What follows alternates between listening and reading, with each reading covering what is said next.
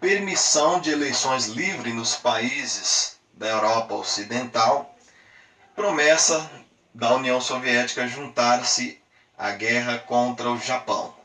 Beleza.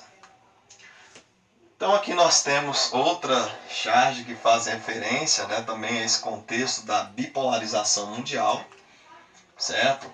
Enfrentamento político, estratégico e ideológico entre Estados Unidos e União Soviética que se espalhou-se pelo mundo, certo? Então, pessoal, nessa conjuntura a gente tem que ter em mente a questão do conceito de Guerra Fria, certo? Porque estava muito frio, porque não, pessoal. Então a Guerra Fria, porque trata-se de um conflito ideológico, né? Não chegou de fato a consolidar na prática entre as duas mega, hiper, super nações, que foram as nações que se emergiram durante o contexto da Segunda Guerra, que foi a União Soviética e Estados Unidos. Então os dois não chegaram a travar diretamente um conflito, né? Caso isso viesse a acontecer, isso implicaria na total hecatombe do mundo, porque trataria-se de uma guerra nuclear e, portanto, a estrutura física do nosso planeta, a superfície terrestre, não ia aguentar tantos impactos, né, dessas bombas atômicas, certo? Então, nós não estaríamos aqui hoje, né, para estar abordando a história dessas duas potências, né, que se engajaram na corrida armamentista, que se engajaram na disputa tecnológica e espacial para visando angariar o maior número de adeptos à sua zona de influência, certo? Então os Estados Unidos criaram várias estratégias, vários mecanismos, né, para aumentar a sua zona de influência, bem como a União Soviética também criou mecanismos para ampliar adeptos à sua zona ideológica, que é o socialismo, certo? Então nós temos essa disputa indireta.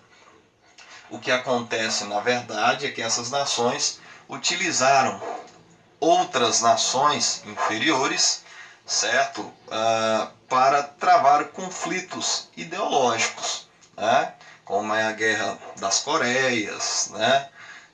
Como acontece vários outros conflitos aí pelo mundo, certo? Beleza. As 6 maiores estratégias. Primeiro, provocação. Então, uma nação provocando a outra, certo? Então, primeiramente, a gente tem que analisar do ponto de vista tecnológico, os Estados Unidos cada vez mais criando inovações tecnológicas, certo? Visando superar o poderio militar, o poderio bélico, né, do seu oponente nesse momento, que era a União Soviética, e que antes da Guerra Fria eles estavam no mesmo lado, né, contra a Alemanha.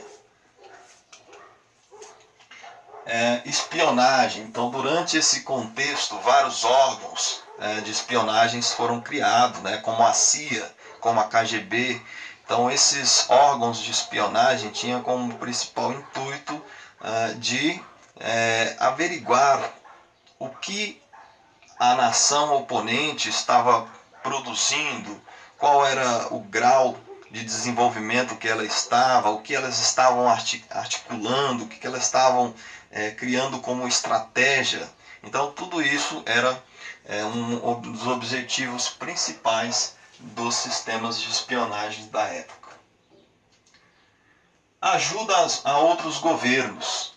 Então, outro mecanismo também que tinha como intuito, né, angariar nações à sua zona de influência. Os Estados Unidos cria o Plano Marshall, certo? Que trata-se de um plano econômico, um auxílio econômico para subsidiar, para auxiliar as nações afetadas durante o contexto da Segunda Guerra Mundial.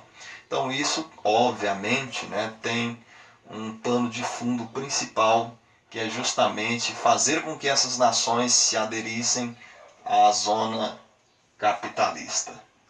E vice-versa. a União Soviética cria o plano Comecon, que é um sistema também de auxílio mútuo, né, entre as nações do bloco leste europeu.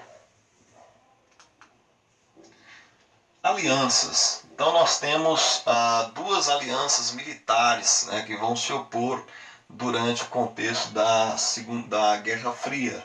Então nós temos a OTAN, né, encabeçada pelos norte-americanos, e nós temos do outro lado, para antagonizar a OTAN, nós temos o Pacto de Varsóvia, certo? Que encabeçado pela União Soviética.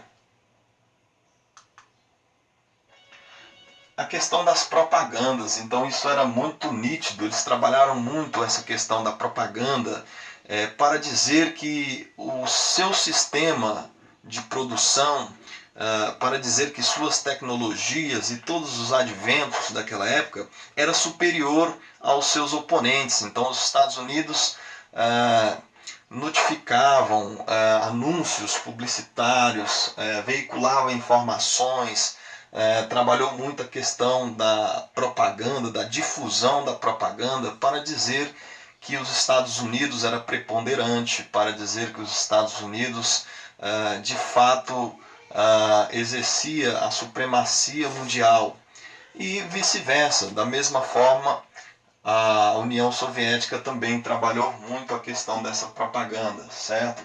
Então nós temos uma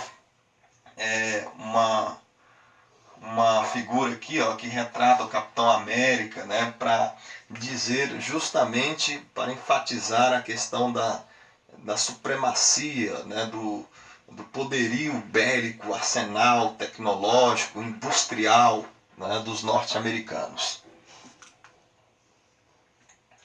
Guerra utilizando-se de outros países. Então essas nações utilizaram outras nações para insuflar conflitos, certo? Como é o caso da Guerra das Coreias, como é o caso da Guerra do Vietnã, e vários outros conflitos, né, que se eclodiram pelo mundo, e logo conferiu o conflito em uma conjuntura indireta. Então nós temos um conflito indireto entre ambas as nações. Elas nunca chegaram a travarem-se com um conflito diretamente, né? Porque isso poderia implicar num colapso mundial.